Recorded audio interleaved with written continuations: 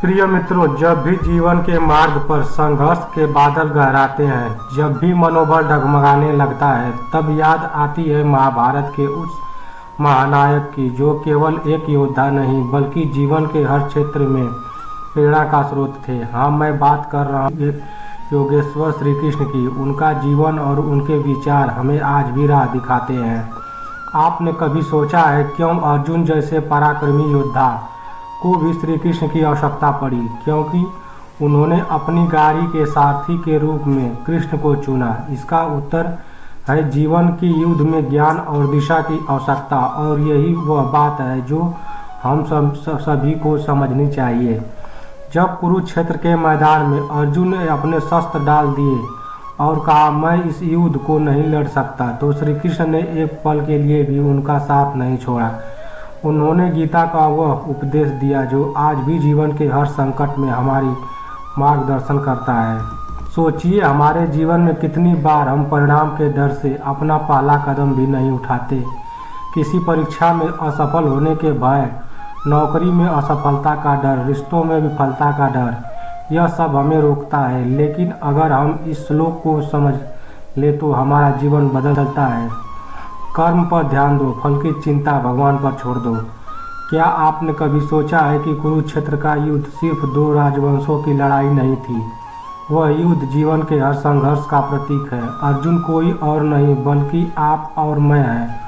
वह संदेश, वह भय, वह असमंजस, वह सब हमारे भीतर है। और श्री कृष्ण वे हमारी अंतर आत्मा की वह आवाज़ है जो कहती है, उठो जागो और तब तक मत रुको जब तक तुम्हारा लक्ष्य प्राप्त न हो जाए।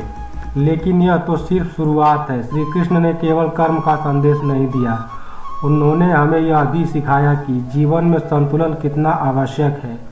उनका मधुर मुरली वादन, गोपियों के साथ रास और दूसरी ओर युद्ध के मैदान में अर्जुन को उपदेश देना, यह सब हमें सिखाता है कि जीवन को केवल गंभीरता से नहीं बल्कि आनंद से भी जीना चाहिए। मित्रों, यह जरूरी नहीं कि हमारे पास हमेशा हर समस्या का हल हो। कई बार हम धैर्य रखना होता है।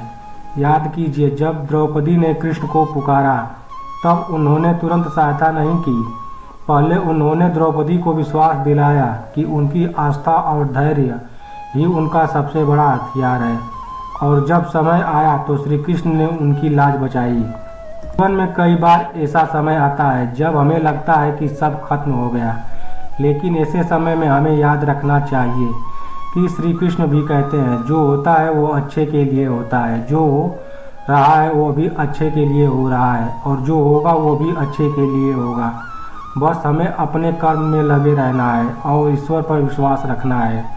और अब अंत में एक प्रश्न, जब अर्जुन ने श्री कृष्ण से पूछा, भगवान आपकी सबसे बड़ी शिक्षा क्या है, तो उन्होंने मुस्कुराकर उत्तर दिया, समर्पण। समर्पण का अर्थ है अपने अहंकार को, अपने भय, अपने संदेह को छोड़कर पूर्ण रूप विश्वास के साथ अपने कर्म को करना। तो मित्रों, आज से अपने जीवन के हर क्षेत्र में अर्जुन बने, अपने संघर्षों को पहचाने, अपने भय को हराएं और श्री कृष्ण की वह आवाज़ सुने जो कहती है, तुमसे यह होगा, बस आगे बढ़ो। कुरुक्षेत्र का युद्ध समाप्त हो चुका है, लेकिन हमारे जीवन का कुरुक्षेत्र अभी जारी है। इस युद्ध में विजय पाने के लिए हमें श्री कृष्ण के उपदेशों का अपनाना होगा। जय श्री कृष्ण दोस्तों।